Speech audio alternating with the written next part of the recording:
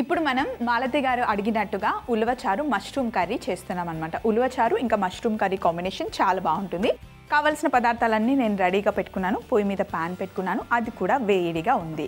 So ఇప్పుడు first ఇందులో మనం నూనె వేసుకోవాలి. రెగ్యులర్గా కర్రీకి మనం ఎంత నూనె వేసుకుంటామో అంత నూనె వేసుకోవాలన్నమాట. ఇప్పుడు మనం చేస్తున్న ఈ ఉలవచారు ఇంకా మష్రూమ్ కర్రీ ఉంది కదా, ఏదైనా కొంచెం ఫ్రైడ్ రైస్ లాగా ఫ్లేవర్ ఉన్న రైస్తో పాటు, బగారన్నం అంటాం కదా, బగారన్నంతో పాటు బాగుంటుంది. లేదా పూరీతో, చపాతీతో, పుల్కాస్తో చాలా చాలా బాగుంటుంది. ఫస్ట్ కొంచెం నూనె వేసాను. నూనె వేడెక్కిన తర్వాత తాలింపులాగా జీలకర్ర వేసుకొని కొంచెం తాలింపు చేసుకోవాలి. ఇందులోనే కొంచెం వెల్లుల్లి రెబ్బలు కూడా వేస్తున్నాను. డైరెక్ట్గా వెల్లుల్లి రెబ్బలు ఇందులో వేసుకోవాలి. ఆ ఫ్లేవర్ అంతా ఆయిల్కి పట్టుకుంటే బాగుంటుంది. అలాగే ఇందులో ఎండుమిరపకాయలు కూడా వేసుకోవాలి. వెల్లుల్లి ఇంకా ఎండుమిరపకాయలు మంచి కలర్ వచ్చే వరకు వేయించుకోవాలి.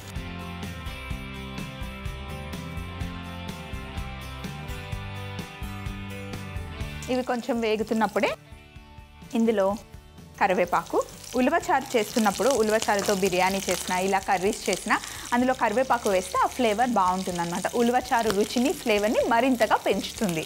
అలాగే ఇందులో కట్ చేసి పెట్టుకున్న పచ్చిమిర్చి,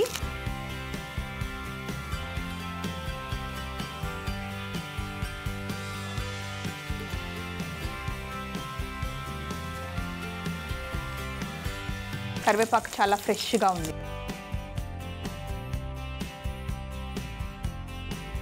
ఇవన్నీ వేగిన తర్వాత ఇందులో సన్నగా తరిగి పెట్టుకున్న ఉల్లిపాయ ముక్కలు వేసుకున్నాం.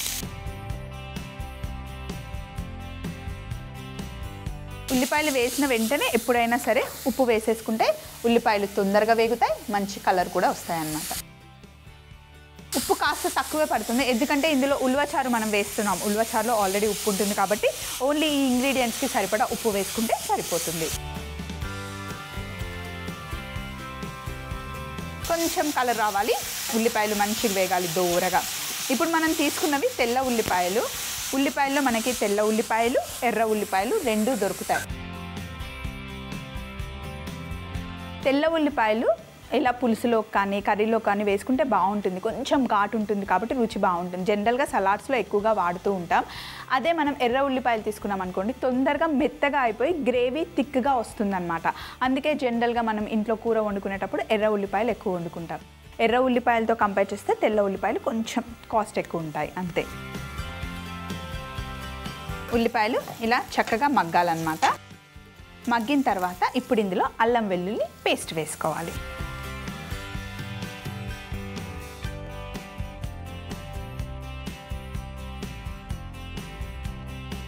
అల్లం వెల్లుల్లి పేస్ట్, అలాగే పసుపు.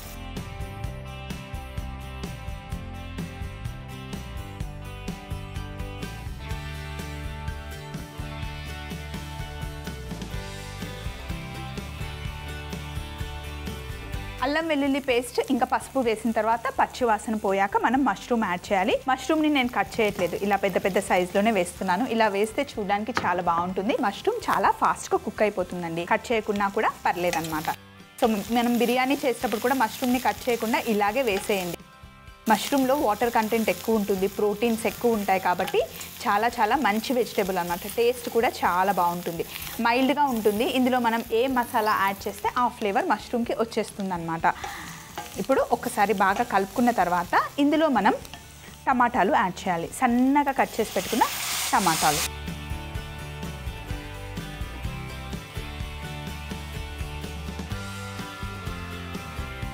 టమాటాలు వేసిన తర్వాత ఇందులో ఒక స్పూన్ ధనియాల పొడి, అలాగే పచ్చిమిర్చి వేసాను, ఎండుమిర్చి వేసాను కాబట్టి కారం కాస్త తక్కువ.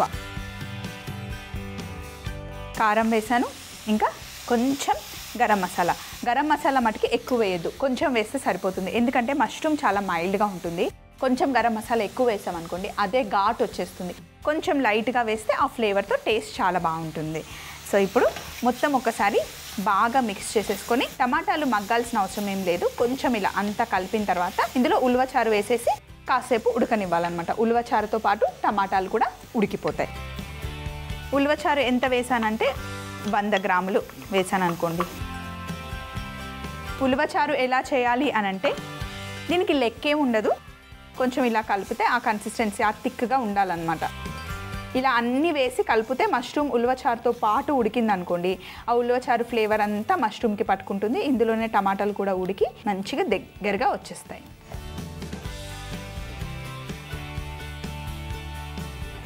ఇందులో నీళ్ళు అస్సలు ఏం యాడ్ చేయాల్సిన అవసరం లేదు. టమాటాలు ఉడికితే అందులో నుండి నీళ్ళు వస్తాయి.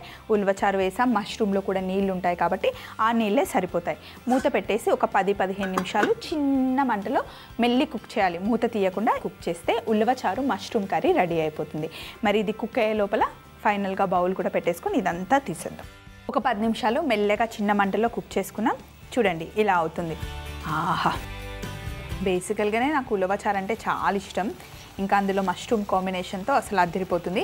నిజంగా ఇలా కర్రీ చేసుకున్నప్పుడు బగారన్నంతో ట్రై చేయండి, సూపర్గా ఉంటుంది. టమాటా మష్రూమ్ చక్కగా ఉడికిపోయింది. ఇప్పుడు దీన్ని బౌల్లోకి తీసుకున్నాం.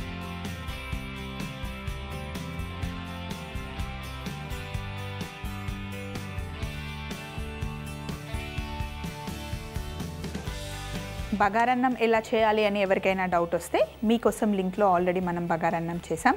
చక్కగా చూస్తూ చేయండి. అగో ఇప్పుడు ఈ రెసిపీ మీ చేతిలో ఉంది కదా, మీకు తెలిసిపోయింది. ఉలవచారు మష్రూమ్ కర్రీ తయారీ విధానం ఇప్పుడు చూద్దాం. ముందుగా ఒక పాన్ లో నూనె వేడెక్కాక అందులో జీలకర్ర, వెల్లుల్లి రెబ్బలు, ఎండుమిరపకాయలు వేసి మంచి కలర్ వచ్చే వరకు వేయించుకున్న తర్వాత కరివేపాకు, పచ్చిమిర్చి, ఉల్లిపాయలు, ఉప్పు వేసి మూత పెట్టి చక్కగా మగ్గనివ్వాలి. తర్వాత అందులో అల్లం వెల్లుల్లి పేస్ట్, పసుపు వేసి పచ్చి వాసన పోయే వరకు ఫ్రై చేసుకొని మష్రూమ్ వేసి ఒకసారి బాగా కలుపుకొని అందులో సన్నగా తరిగి పెట్టుకున్న టమాటా ముక్కలు, ధనియాల పొడి, కారం, గరం మసాలా వేసి బాగా కలిపి తగినంత ఉలవచారు వేసి మూత పెట్టి 10-15 నిమిషాలు చిన్న మంటలో కుక్ చేసుకొని చివరగా బౌల్లోకి తీసుకొని కొత్తిమీరతో గార్నిష్ చేసుకుంటే ఉలవచారు మష్రూమ్ కర్రీ రెడీ అవుతుంది.